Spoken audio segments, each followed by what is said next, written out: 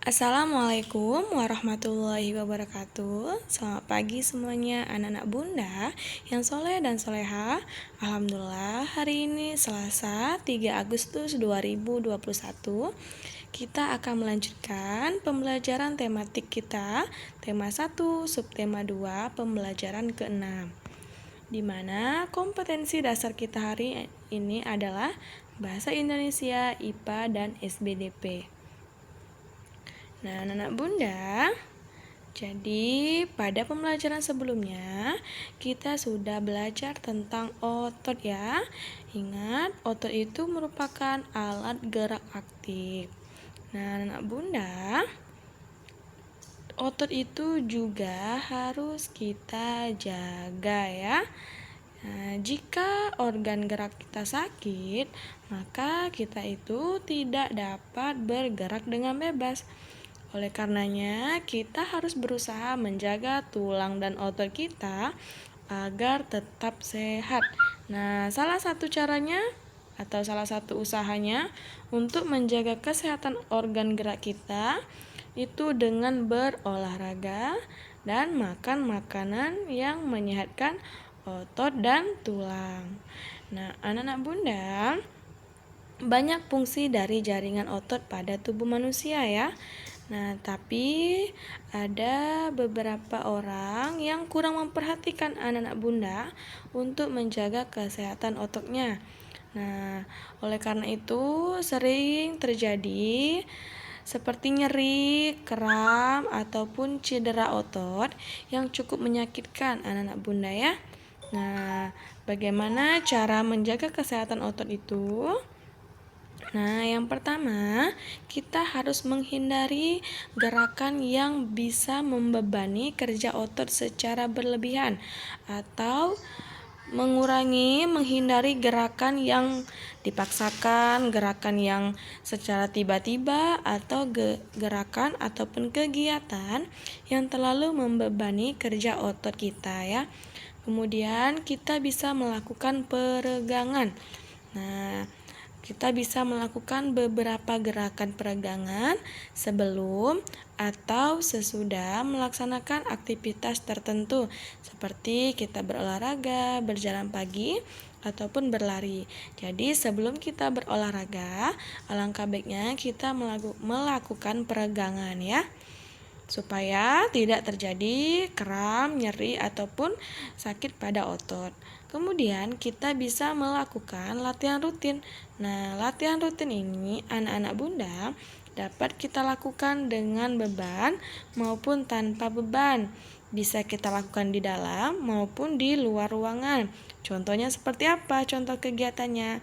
Misalnya bersepeda, berlari, jogging, latihan kebugaran di pusat kebugaran, misalnya gym dan sebagainya ya. Nah, kemudian kita bisa memenuhi kebutuhan cairan tubuh. Nah, kebutuhan cairan tubuh setiap orang itu berbeda-beda anak bunda ya. Sedikitnya kita itu harus mengkonsumsi 6 gelas sehari agar dapat menjaga kesehatan tubuh ya.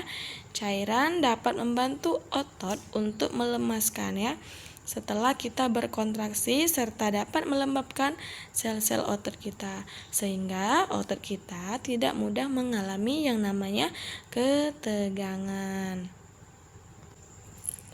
Selanjutnya, yang kelima ada mengkonsumsi makanan yang bergizi dan bermanfaat untuk otot. Nah, anak-anak bunda, banyak sekali ya jenis makanan yang mengandung gizi yang baik untuk otot, khususnya untuk pembuatan otot, seperti susu, ikan tuna, putih telur, dada ayam, daging sapi, minyak ikan, sayur brokoli, kacang almond, kacang Arab, keju, dan juga bayam ya. Makanan-makanan yang telah bunda sebutkan tersebut mengandung banyak gizi ya yang baik untuk otot. Dan yang keenam ada meringankan nyeri otot ya. Nah, kita bisa menggunakan krim khusus otot untuk menimbulkan rasa hangat sehingga otot yang kram atau penyeri menjadi lebih rileks ya. Nah, selanjutnya Bunda akan menjelaskan macam-macam gerak otot ya. Nah, macam-macam gerak otot yang pertama itu yang ada gerak meluruskan. Contoh gerak meluruskan itu ada meluruskan lutut, siku, dan ruas jari. Dan kemudian gerak menekan, bisa gerak menekan ke bawah ataupun gerak menekan menurunkan ya. Yang ketiga atau yang ke-C, gerak memutar lengan sehingga telapak menelungkup. Yang keempat, gerak menjauhkan. Contohnya gerak tungkai menjauhkan dari sumbu tubuh. Yang kelima, gerak yang memutar lengan sehingga tangan menengadah. Yang keenam, gerak yang mendekatkan sumbu tubuh. Sumbu tubuh, contohnya gerak yang mendekatkan tungkai dengan sumbu tubuh. Yang ketujuh, gerak yang membengkokkan. Contohnya membengkokkan siku, ruas, jari, dan lutut ya. Kalian bisa melihat macam-macam gerak otot pada gambar di bawah ya. Nah, selanjutnya anak-anak Bunda, materi kita adalah tentang menentukan gagasan pokok ya. Nah, gagasan pokok itu apa atau bahasa lainnya yaitu ide pokok. Nah, ide pokok atau gagasan pokok adalah gagasan yang menjadi dasar sebuah paragraf ya.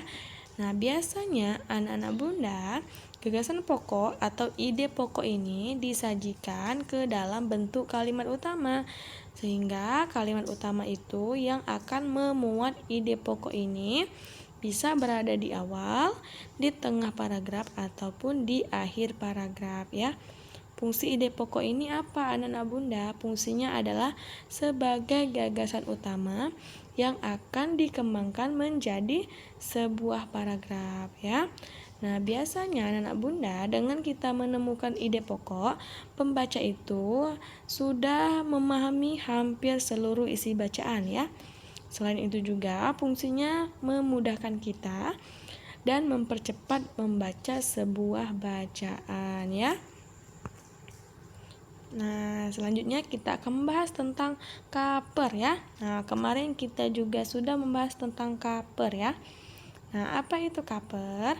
Kaper itu adalah salah satu kulit buku bagian luar yang terdiri dari judul buku, nama pengarang, nama penerbit, dan gambar yang mewakili isi buku tersebut ya. Kemudian ada juga kulit buku yang berada di bagian belakang ya. Biasanya isinya itu terdiri dari sinopsis isi buku, ISBN, alamat penerbit, dan ada juga yang mencantumkan biografi penulis ya. Nah, anak-anak Bunda, cover buku itu juga bisa kita artikan sebagai cover bagian terluar dari buku yang terdiri dari cover buku bagian depan dan cover buku bagian belakang. Nah, anak-anak Bunda, mungkin ini saja yang bisa Bunda jelaskan untuk materi kita hari ini. Apabila ada pertanyaan, langsung tanyakan saja ke Bunda ya. Bunda mohon maaf apabila ada kesalahan. Kepada Allah Bunda mohon ampun. Jangan lupa untuk mengerjakan tugasnya, menjalankan kewajibannya, dan menjalankan protokol kesehatannya ya. Makan makanan bergizi, mencuci tangan, menjaga jarak, berolahraga, dan jangan lupa menggunakan masker ya. Terima kasih perhatiannya. Bunda akhiri wabillahi taufik wal hidayah. Wassalamualaikum warahmatullahi wabarakatuh.